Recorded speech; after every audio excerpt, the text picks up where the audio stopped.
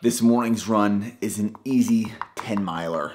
So I got 2 scoops of G1M Sport, 40 grams of carbohydrates, 700 milligrams of sodium total.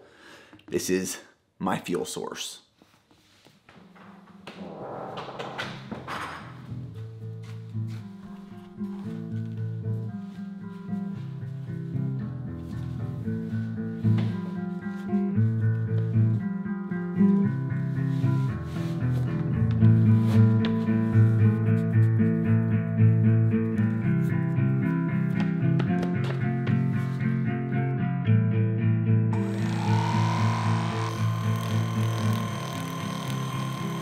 Now there is a lot to dive into throughout this video. First off, I just wrapped up the last man standing race 13 days ago, went 100 miles, definitely nursing some overuse injuries from that race, as expected. It was 100 miles on a 4.2 mile loop that restarted every hour on the hour. So I ran about 24 hours and 100 miles. So just feeling the effects of that much volume 13 days ago is still lingering. I'm feeling those effects during my workouts, during my runs right now. So I'm trying to recover and heal as fast as possible so we can really dive into marathon prep. Yesterday I had my first big workout. It was 14.25 miles of total volume. It was a tempo workout hitting paces of 6:15, 6:10, and 6:05 that Coach Jeff Cunningham programmed. And it felt good. It felt pretty good, especially just coming off of a big ultra and my body not fully recovered. But I can expect that over the next 1 to 2 to 3 weeks, I'll be 100% back to normal. Overuse injuries kind of just gone from that race. And the second thing I'm going to talk about throughout this video, I'm in a new house. We're in Nashville. We are officially splitting time between Austin and Nashville. And this has been the plan for over a year now because we are building out a BPN satellite office in downtown Nashville, which is going to be really cool. So part of the team is actually here in Nashville with me, and we'll be documenting building out in the new space, expanding into Nashville with BPN, and what that looks like, and the opportunities that we're gonna create. It's gonna be a lot of fun. I'm super excited. Let's go run. He's wearing your clothes, head down to toes, a reaction to you. You say you know what he did, but you idiot kid, you don't have a clue. Sometimes they just get caught in the eye. This just confirms how much of a difference temperature and humidity makes on your running and endurance. Now this morning, it's about 60 degrees Fahrenheit, 2 miles into the run. Heart rate, 139 beats per minute, about a 740 minute per mile pace, not a bead of sweat, and it feels just effortless. Like effortless. Now when you're running, say 85, 90, 95 degrees Fahrenheit in Texas, it's a big difference. You know, heart rate is elevated.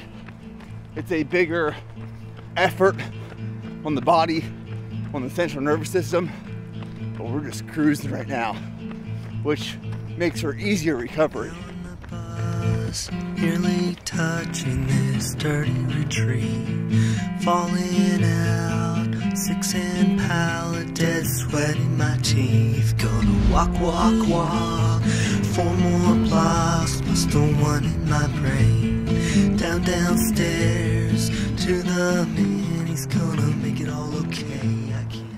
So I woke up this morning at 196 pounds. Now my plan, my expectations are in the next 11 weeks, I get down to like 190 pounds. And I'm not gonna have to do too much to facilitate that. The training alone, the mileage, the volume, the intensity, that will facilitate a lot of my weight loss. So mileage is gonna be 75 plus miles a week. And after this run, I'll kind of go over what each week is gonna look like. And then the only change I'm really making to my diet is pulling back on dietary fat, increasing carbs. But as we know, fat is more calorically dense per gram than carbs and protein. So between training and then decreased fat, I should toe the line at CIM around 190 pounds.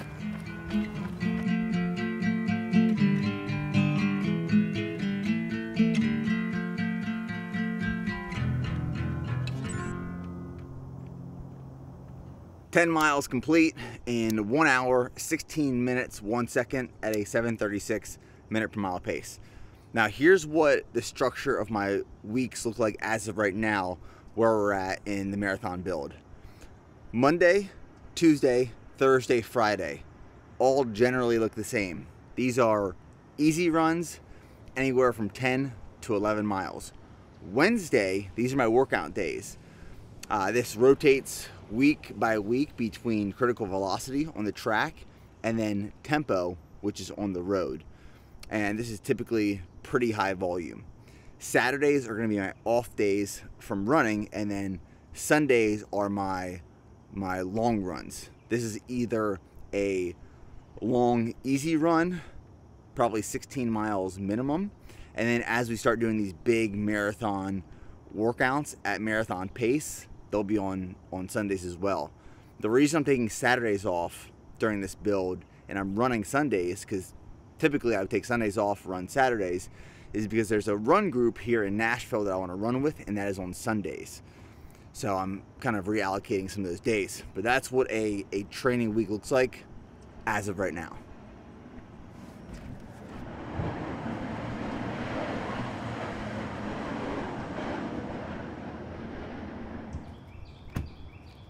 This morning is a critical velocity workout. Throughout every marathon prep I do with Jeff, every other week rotates between a tempo workout and critical velocity, which is typically done on the track.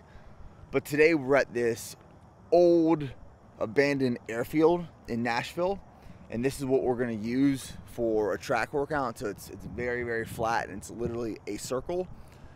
So today's workout is a 2.25 mile warm-up, and then we're going to do 9 times 1,000 meter repeats with a 1 minute walk in between each repeat.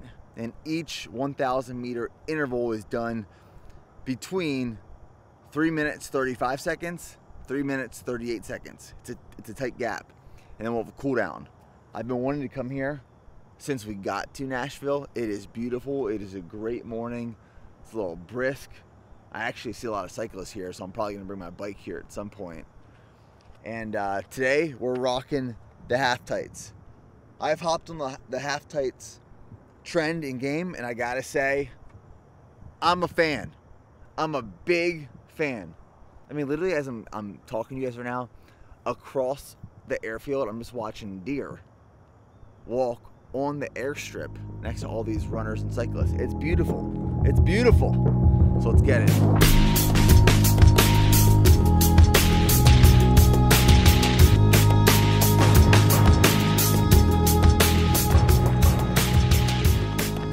So I recently had Chad Wright on the podcast, and one of the things we talked about was enduring the process. That's why I love the marathon. I love the marathon. Not just because this 26.2 mile race tests you physically and mentally on race day, but there is a process you have to endure to successfully run, complete, and PR a race. The process is what I love.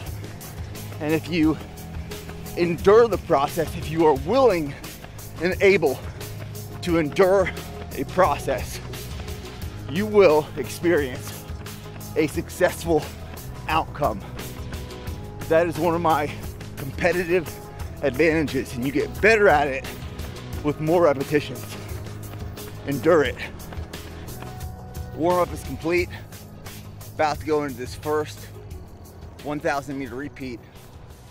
My thought process that I want to share during that warm up is that a lot of marathon prep is teaching your mind and body how to operate on autopilot.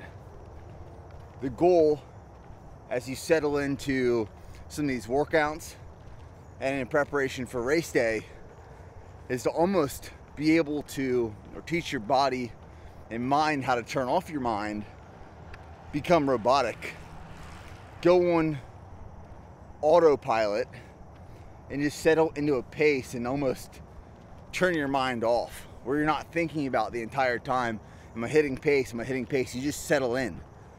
So what we're trying to do during these workouts is teach our mind and body how to settle into a pace, go on autopilot, and just clip repeats, clip the workout, clip paces, clip miles, settle into a pace, and successfully complete workouts. That is laying bricks. Today is just another brick in the marathon build. Static explosion devoted to crushing the broken and shoving the souls to ghost. Eternalized, objectified, set your sights so high. But this is beginning to feel like the boat busting loose from the lever. Never mind, death professor, your structure's fine. My dust is better, your victim flies so high. All to catch a bird's eye full of who's next. And as I'm hitting these reps, what I've been thinking about is my life has become, through my work and personal passions, this YouTube channel, creating content, it is documenting the process.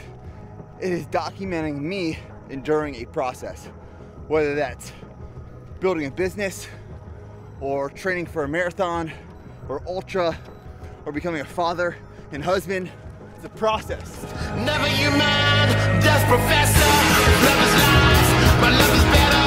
You victim flies so high. Eyes could be the diamond confused with who's next. Never you mind, death professor. Your shots are fine, my strengths are better. Your fiction flies so high. All could use a doctor. Who's sick, who's next? Never you mind, death professor. Electrified, my love is better. It's crystallized. So mine could be the diamond fused with who's next. This is beginning to feel like the dawn of the loser forever. This is beginning to feel like the dawn of the loser forever. This is beginning to feel like the dawn of the loser forever. This is beginning to feel like the dawn of the loser forever.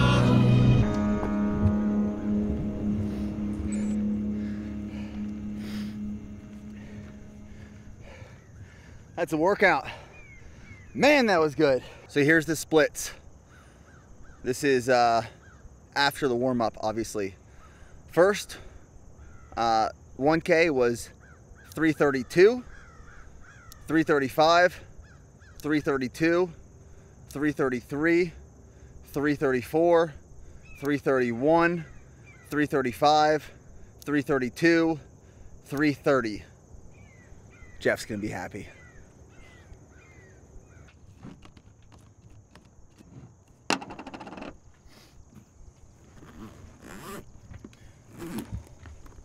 Immediately post workout, we got some goodies here in my lunchbox. Before this run, I had 2 scoops of G1M Sport and 1 tablespoon of honey. And now, I made this last night. This is 1 cup of egg whites, 2 whole eggs, half a cup of old-fashioned oats, some sea salt, and then Wake Up Call hot sauce from Frothy Monkey, which is possibly the best hot sauce I've ever found and had. We got 1 banana. A banana a day is 1 banana minimum is the rule. And then strong reds, strong greens. About to mix this up. And then in this little baggie here, I have fish oil, strong multivitamin, and strong joints. Breakfast of champions. Same breakfast every day. When mileage is a little higher, I'll add some more carbs in post-workout, like some sourdough or some more honey, some blueberries, some raspberries. These Go Packs are so convenient.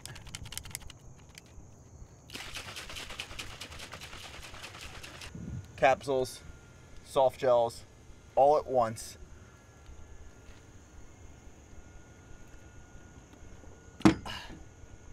That's the video. About to eat this. See you guys in the next episode of Marathon Prep.